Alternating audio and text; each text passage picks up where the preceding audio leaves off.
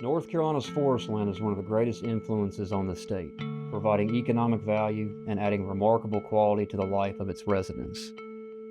Since 1915, the North Carolina Forest Service has proudly served to protect, manage, and promote these natural resources to ensure adequate and quality forest assets meet the state's present and future needs. The North Carolina Forest Service is an all-hazards emergency response agency, assisting with search and rescue missions, storm-related recovery and debris removal, and for being the lead agency responsible for suppressing the state's more than 4,500 wildfires each year.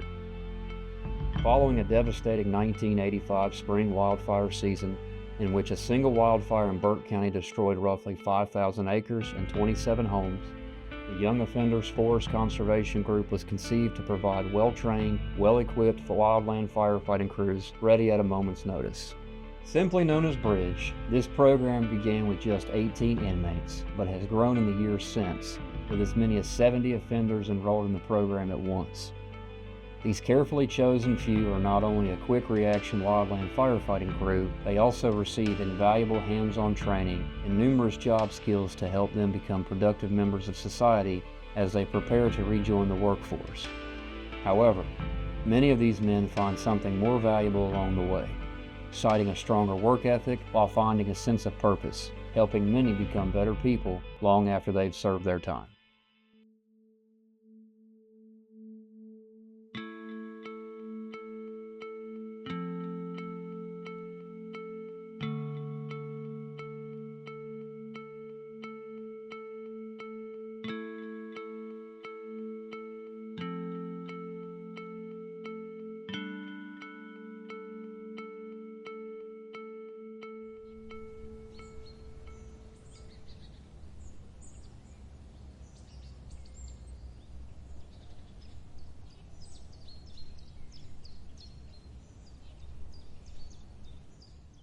Right out of the gate, we do a basic orientation with them. General, hey, this is what's expected of you. A little bit of pesticide training, fire shelter training. Beyond that, they go through all the basic wildland fire classes that any other entry-level wildland firefighter type 2 would go through. So they do S-130, 190, 212, L-180. We do first aid training. Most participants learn about the program and the opportunities that await through discussions with their case managers, while others hear about the program through word of mouth. So we do like to have individuals who show interest in our program and are interested in participating. But most of our guys have just recently worked their way down from medium custody, and we're kind of their first step back out into society. A lot of them are working toward work release programs where they can actually go make minimum wage. To be considered for the B.R.I.D.G.E program, offenders must meet certain criteria to be selected.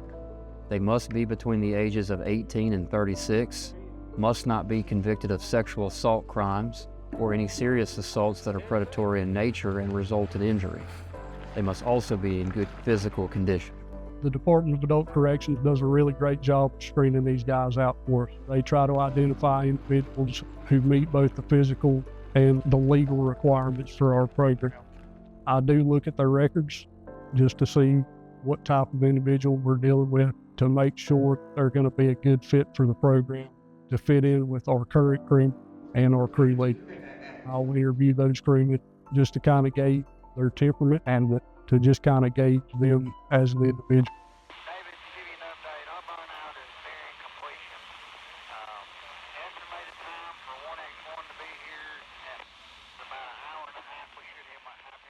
Nationwide, to get a wildland fire crew together can take up to 24 hours just to get them assembled and dispatched. Here, our guys are in restrictive housing, so they are where they are. They don't go anywhere. It's basically just a call to the sergeant's office to say, hey, I need a crew. Go ahead and get one ready for me. And then we show up 30 minutes later, pick them up, and we're en route. We cover all of Region 3, which is 32 western counties in the state. So basically everything from I-77 west. That's a pretty big coverage area, especially considering that all of our crews are coming out of Caldwell and Burke County. We're already on standby within the districts. So there's usually at least one crew at each district during times of high fire danger. So that definitely cuts down on that response time. In addition to wildland firefighting, bridge crewmen are trained in a variety of vocational and trade skills, including trail construction and maintenance, painting, landscaping, forest management, minor masonry, plumbing, and electrical. Offenders can receive training certificates in wildland firefighting and first aid, along with chainsaw, forklift, and UTV certifications.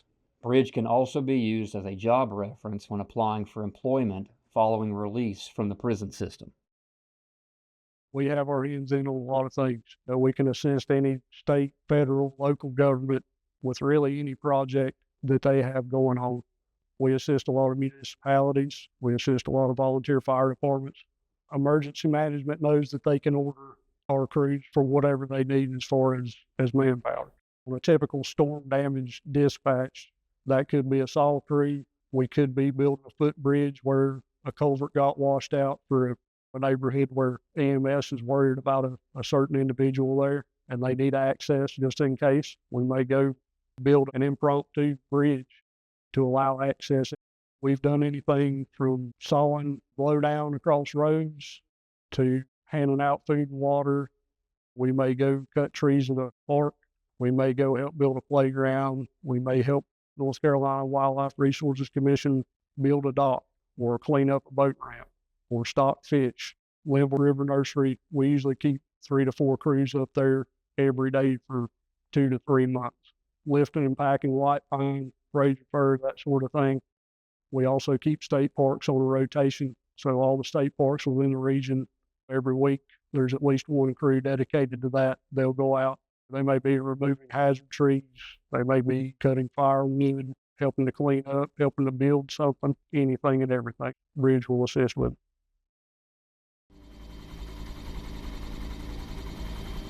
Exceptional offenders in the B.R.I.D.G.E program can participate as members of the North Carolina Forest Service Helicopter Strike Team, often referred to as Heli-attack.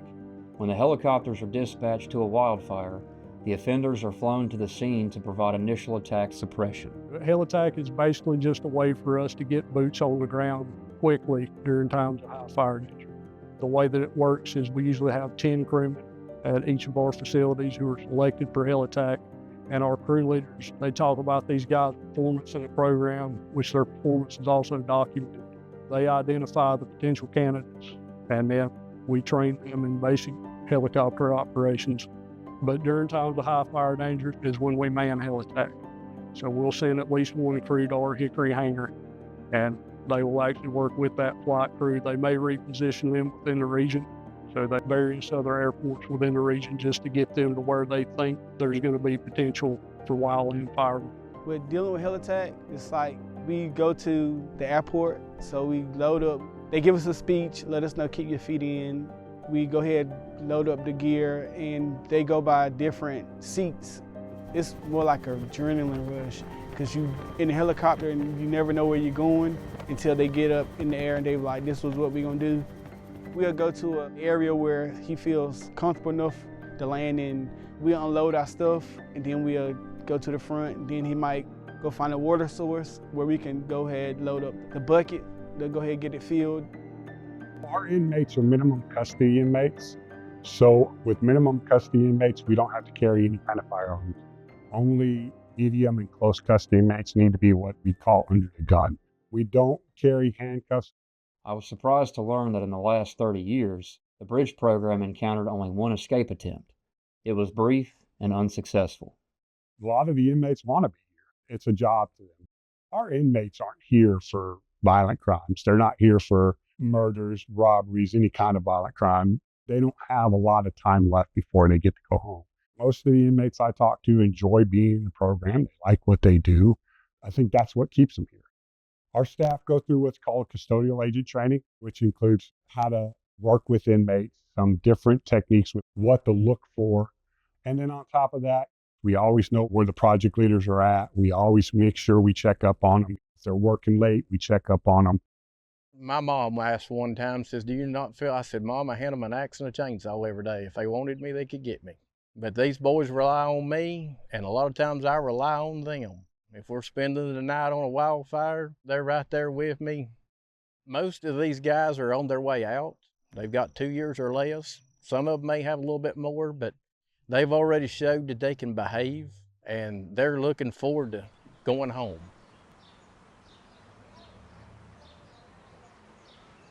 We build everything from park benches in this thing. We can produce signs, podiums, desks.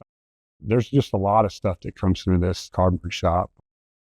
They're trained a little bit in everything. If a crewman takes a special interest in something, if he really likes working in the carpentry shop, or if he takes a special interest in the CNC router, he lets his project leader know. We'll let them get in here and get to work on it. If they enjoy it, hey, that's what we want them to do. If they see a path going forward, working in the shop or working with chainsaws or working with forklifts or whatever, I'm going to help them. That's what I want. We do a lot of painting projects, not only for the community, but for the Forest Service, for other state agencies. Maintenance projects wise, a lot of just general maintenance stuff for decks and stuff like that. We get tapped with a lot of maintenance stuff, both interior to the Forest Service as well as the department, other departments and state agencies, as well as the community in general. While on a week-long assignment attached to the bridge program, we took in various projects bridge crews were committed to, one of which involved removing trees for a local humane society so a dog park could be installed for the pups who await adoption. We went to a nonprofit today. It was for the Humane Society, and cleared trees for where they want to put a dog park. Probably saved the organization $8,000 to $10,000 in manual labor. So they put a work order in, showed us what they was wanting, and we traveled with our equipment and chainsaws in hand, and we cut down trees, chipped brush, hauled logs out, and cleared desired trees that they wanted out of their dog park for them to come in and grade out later. And they asked for a week's worth of work, and we were able to do it in 2 days. We got a lot of good work out of these boys. A lot of them, it takes a while for them to learn it. Of course, we get some guys that don't know the difference between a round shovel and a square-headed shovel. They've got a great work ethic. A lot of it's learned. They don't come to us with a good work ethic, but we try to instill it in them, so we have to do a lot of teaching. They like getting out of the prison, so they try hard. They may not know it, but they're quick to learn. They provide a great service. Some of them really like learning something new. Sometimes they know more about the project than we do. These guys have had some life skills. They may have messed up, but some of them were electricians, plumbers, carpenters, masons. We all bring stuff to the table. Just because they got in trouble don't mean they don't know anything. They listen very well. I've always told my boys when we leave, whether I got brand new ones, I got 2 rules. You're going to mind your manners out in public, and we're not going to embarrass this program. Other than that, life's going to be great. We're going to work steady, and we're going to get the job done. And they love it. They enjoy coming out. And their attitude, for the most part, is great.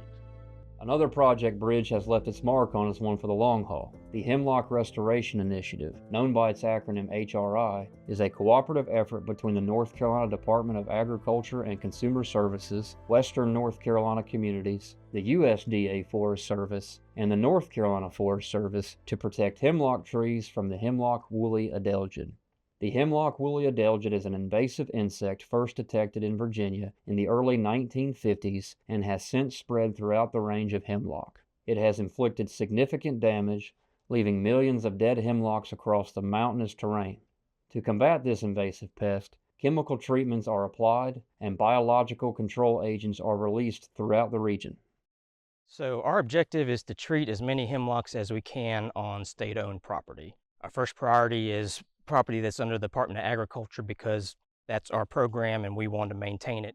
We're trying to keep this species alive. It's a very valuable resource. And by keeping it alive, we're saving genetic resources for future research, hopefully genetic resources to reestablish hemlock in these areas where they have been depleted, and also affects various species in nature, birds, insects, things like that. There are a lot of other species, trout, that depend on the hemlock. And so we want to protect it for what we have, hope to improve it over the future and keep it around for generations.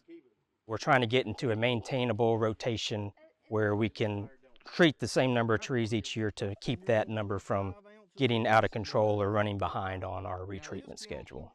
The number we shoot for is probably 8,000 to 10,000 trees a year. Forest health specialists, foresters, and fire control experts provide the expertise and materials. Bridge crewmen provide the manpower. You can get 15 bridge guys come out here and they can treat a lot of hemlocks in a very short time and do a good job with it. And so without Bridge, this program would not be anywhere near what it is right now. We would barely just have started. Bridge has a huge impact in this program, and I just can't say enough about it. The guys come out here with a great attitude, and they take pride in it. We explain what they're doing to these trees here, that they're saving them, and it's something for them to be proud of. And it's just a great combination of Bridge and forest health working together. Over the past 3 calendar years, we've utilized Bridge here in District 2 for an average of 2,900 hours. Typically, during spring and fall fire seasons, the majority of that time is spent either on standby for wildland fire or actually fighting wildland fires or perhaps doing mop-up for wildland fires. We use Bridge crews a lot for some of our maintenance here in the district. So in the past, we've used Bridge crews for some mowing, weed eating, leaf blowing. We used them to clear banks of trees and remove brush. We've also used them on various painting projects on buildings across the district, as well as floods and storm emergencies. They have actually put in some footbridges for us in various counties to help out citizens. I don't have the budget to cover a lot of the things that Bridge does for us. The painting project where they painted 4 or 5 structures at our district office, I would have had to bid that out, and that would have been thousands and thousands of dollars. We don't have the budget for that type of expense, and so Bridge was able to come in and do that work for us, and our only cost were the materials for the paint and the brushes. The other thing would be for emergency firefighters. We have an emergency firefighter program. Some people call them pickup firefighters. We have some counties that have strong programs with that. Others don't have much of a program at all. And so in those counties, Bridge is who we call on to come do handline for us, do any type of mop-up that we're doing. They help us keep our fires small. Bridge is engaged with our services just about every day. Primary responsibilities, of course, are wildfire control, working on active initial attack response for wildfire, but also they help out with our prescribed burning programs. They help out with work projects across our districts as well as our state forests.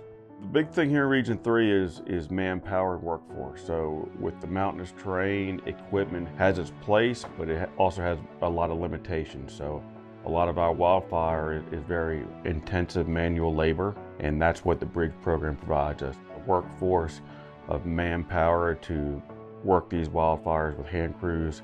As far as full-time employees, we've been averaging for the last 5 years between 25 and 30 vacancies here in Region 3. So that's a tremendous loss of both manpower and experience for our initial attack response on wildfires, as well as for our larger fires and trying to staff those up to maintain them. So we do rely on Bridge. If we don't have that crew and we've got that project leader and that project leader's got a skill set, an advanced skill set that we can use in other ways, we'll use those guys in all sorts of formats to help fill holes where we have these vacancies.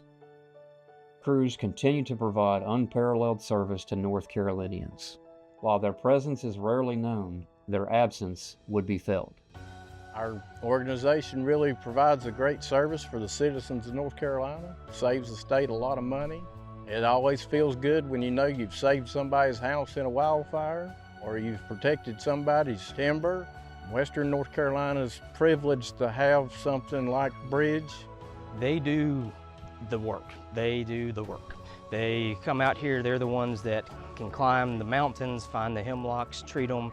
It takes a lot of physical labor to get there, and they come with a really good attitude. If it wasn't for Bridge, there's just 2 forest health people in the western part of the state, and we'd still be in the starting blocks. We wouldn't be anywhere without Bridge.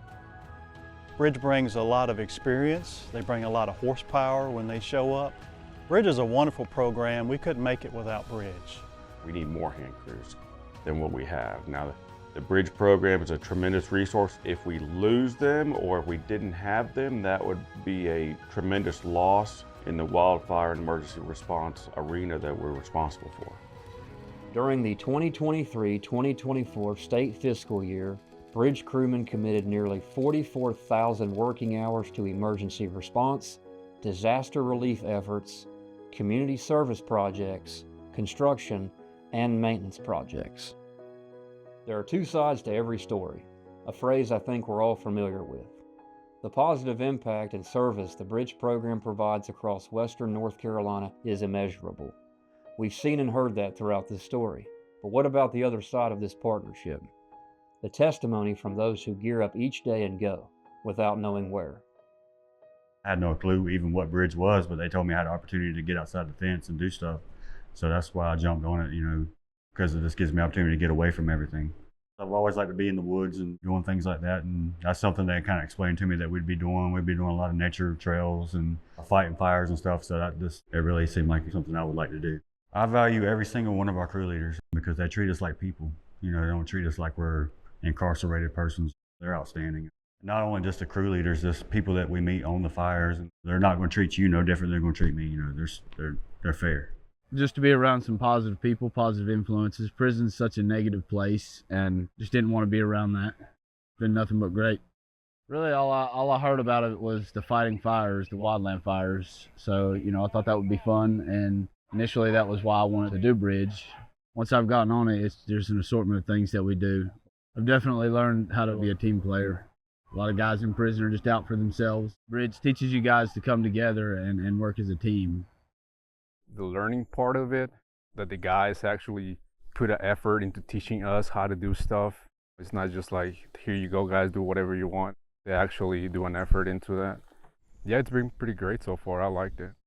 My first day on bridge, I was clearing the trail or whatever, and they were like, go put on your yellows. I'm like, what do I put on yellows for? He was like, we got to go to a fire. And then I wasn't used to climbing mountains, so that was real. That was real. A lot of stuff we've done for bridge, I never done from where I'm from. So once I started doing stuff in the mountains, it's a good experience. Chainsaw training and dealing with different plants and your surroundings and stuff like that, helping the community. For the most part, I like doing the trails because it benefits everyone. Like last week, we went to South Mountain and we had to do the steps as the elderly people come through with their little walking canes. It's just motivation, actually. We caught up with James Morrissey, a former bridge crewman who served in the program from 2015 to 2017. Since his release from prison, he's worked in residential construction, remodeling, and home repair. I never used a power tool, a drill, a saw, nothing until I was on bridge. Without bridge, I wouldn't have had any skills. I would have been dead within a year. I learned everything I know now, I know because of bridge. This is what I've been waiting to tell people about. I came to prison with a 12-year sentence, so I started out in closed custody, so I had to work my way down. My morals were messed up, I was ethically unsound, but because I was with these guys that were teaching me how to do this amazing thing, and I was saving these people's houses, and it was just the most fulfilling thing I've ever done. Morrissey cited the sense of belonging, the sense of purpose, and the camaraderie he developed with his fellow crewmen and project leaders from the North Carolina Forest Service as being far more valuable than the physical skill sets that he walked away with after his sentence concluded. Ken Burns taught me more about being a man, just being a good human being, how to have integrity, how to do a good job, take yourself seriously. He taught all of us that. And then Great House, the humility that I learned from Great House is probably the most valuable lesson I learned on bridge. The impact that Burns had on me is just as much as my dad. It's like choking me up, but they just gave me so much. It's the best thing going on in North Carolina prison system, I know that for sure.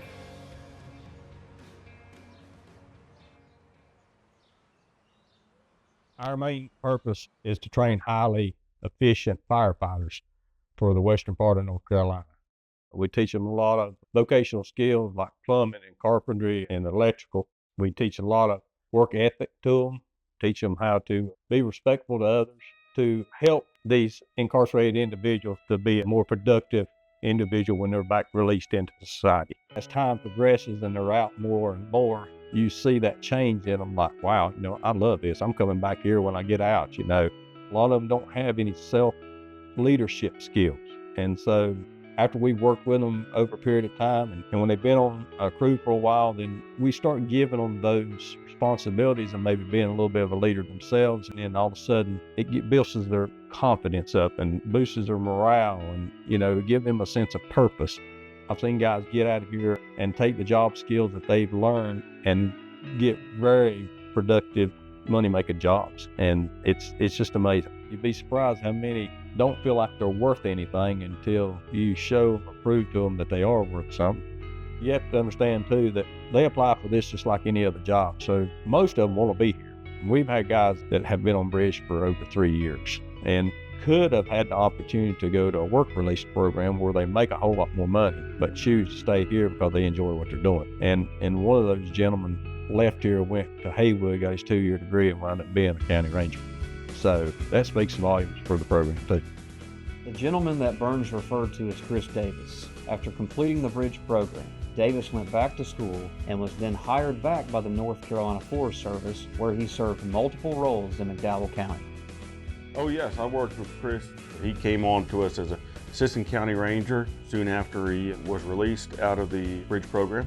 So we actually trained him, ran him through the ranger training program. He was assistant county ranger for us for, I want to say 6 or 7 years at least. And then he did get a promotion to county ranger. And Chris had the skills and the knowledge of fire control and prescribed fire that he learned during bridge that really assisted him in developing his career and moving forward and what he wanted to do.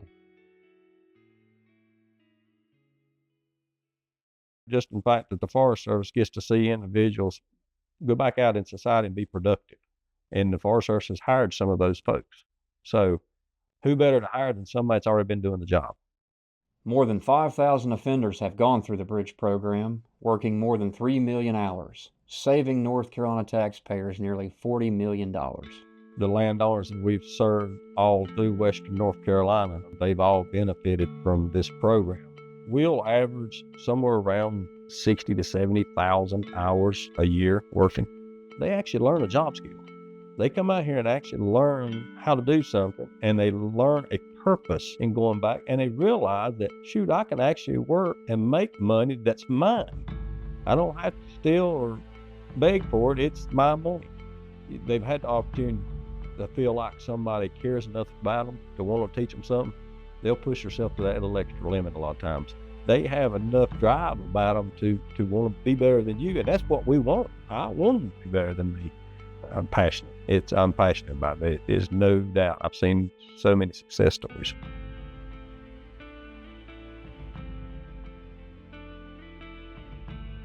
And I've said this a lot. You're not going to change everybody, but if you can change one, it's made my career well worth being here. So, and I've had many successful stories.